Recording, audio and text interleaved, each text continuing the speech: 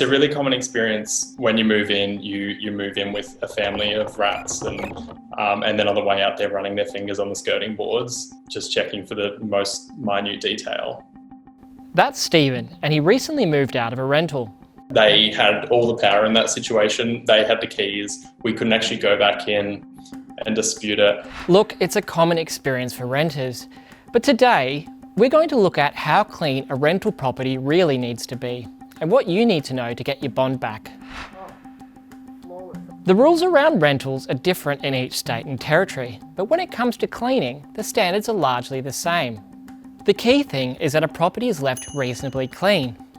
That doesn't mean good as new, and what's reasonable depends on the condition of the rental when you moved in.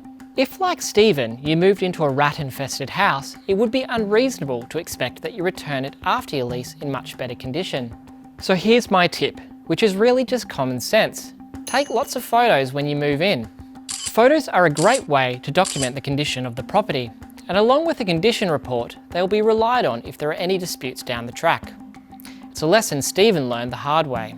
So when we moved out, we used their end-of-lease cleaners, and on top of that, they also wanted us to get the carpet steam cleaned as well. And then once we handed the keys back, they said that they found wear and tear on the walls that we also had to cover the cost of. So in the end, it ended up being a pretty significant chunk of the bond. As a renter, you aren't liable for wear and tear, but you are liable for any damage you cause to the property. If you've chipped paint because you used a picture hook, that's damage. But if the carpet's a bit more worn down than when you moved in, that's wear and tear. Here's the full definition of wear and tear from Fair Trading New South Wales. Deterioration that happens over time with the use of the premises, even when the premises receives reasonable care and maintenance. This could be news to you, but you might not need a professional cleaner to meet the reasonably clean standard.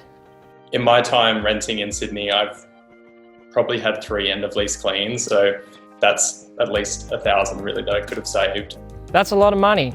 But in New South Wales, clauses demanding professional carpet cleaning are prohibited unless you have a pet. The rules are different in other states and territories. Sometimes carpet cleaning clauses are enforceable, sometimes they aren't. If you're in doubt, check with your local Tenants advice service. We'll show you how at the end of the video. After what happened, it does really make me distrust real estate and what they do with your money and with your bond. Because Stephen lives in New South Wales, he could have applied to have the bond refunded himself.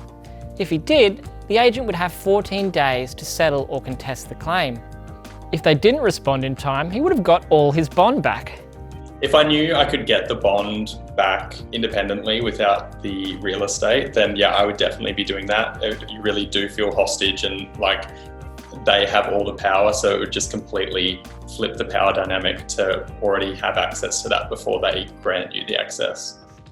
Again, the rules are different depending on where you live. In Victoria, for instance, tenants don't have this option.